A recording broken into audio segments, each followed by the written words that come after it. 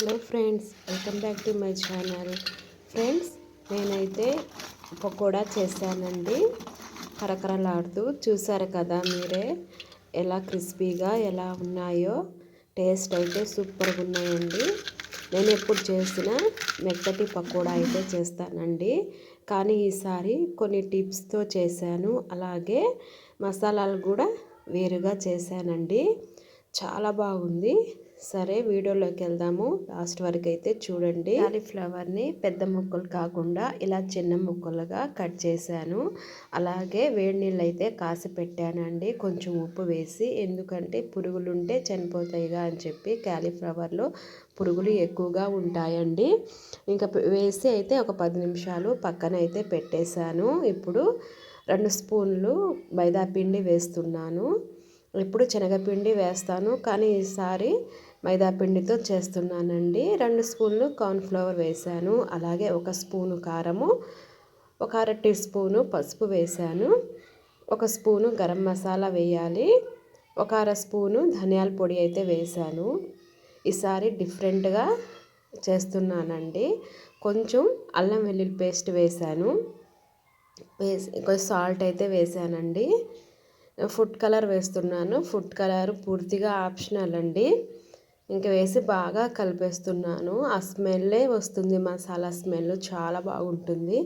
అయితే అల్లం వెల్లుల్లి పేస్ట్ కొంచెం వేసుకోవాలండి. కొన్ని నీళ్ళు అయితే వేసుకొని చిక్కగా కలుపుకోవాలి. పలచగా అయితే కాలీఫ్లవర్కి పట్టదండి ఈ మసాలా.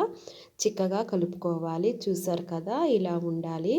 ఇంకా కాలీఫ్లవర్ని ఒక 2-3 నీళ్ళు అయితే బాగా కడిగానండి. కడిగి మసాలాలో వేసేస్తున్నాను.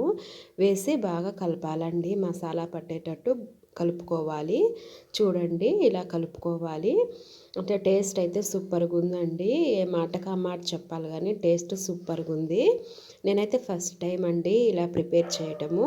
మొత్తం ఇలా కలిపేసానండి. ఈ విధంగా అయితే ట్రై చేయండి.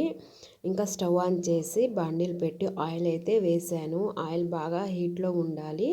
ఇంకొకటైతే వేసానండి, హీట్ ఎక్కిందో లేదో చూద్దామని. ఇంకా హీట్ ఎక్కింది. హీట్ ఎక్కిన తర్వాత అయితే సిమ్లో అయితే పెట్టాలండి, అప్పుడే బాగా ఫ్రై అవుతాయి. ఇంక నేను మొత్తం వేసేస్తున్నానండి.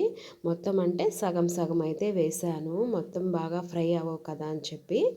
ఇంకా కొంచెం ఫ్రై అయిన తర్వాత అయితే తీసేస్తున్నానండి. రెండోసారి కూడా ఫ్రై చేయాలి, అప్పుడే బాగా క్రిస్పీగా వస్తాయి. ఇంక ఈ రకంగా ఫ్రై అయిన తర్వాత అయితే తీసేస్తున్నానండి నేను మొత్తము.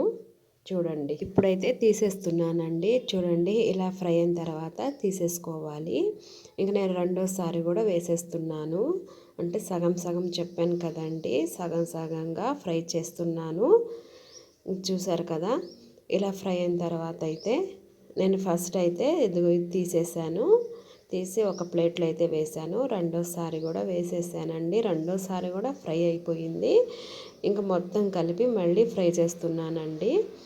ఇలా ఫ్రై చేసుకుంటే బాగా క్రిస్పీగా వస్తాయి. ఫస్టే రావండి ఇవి. రెండోసారి కూడా ఇలా సిమ్లో అయితే పెట్టి ఫ్రై చేయాలి. 5 నిమిషాల దాకా అయితే ఇలాగే ఫ్రై చేస్తూ ఉండాలండి. ఫ్రై చేస్తుంటే ఇలా క్రిస్పీగా వస్తాయి. నేను ఇలాగే చేసి మొత్తం ప్లేట్లో అయితే తీసేసాను. చూడండి ఎలా ఫ్రై అయ్యాయో.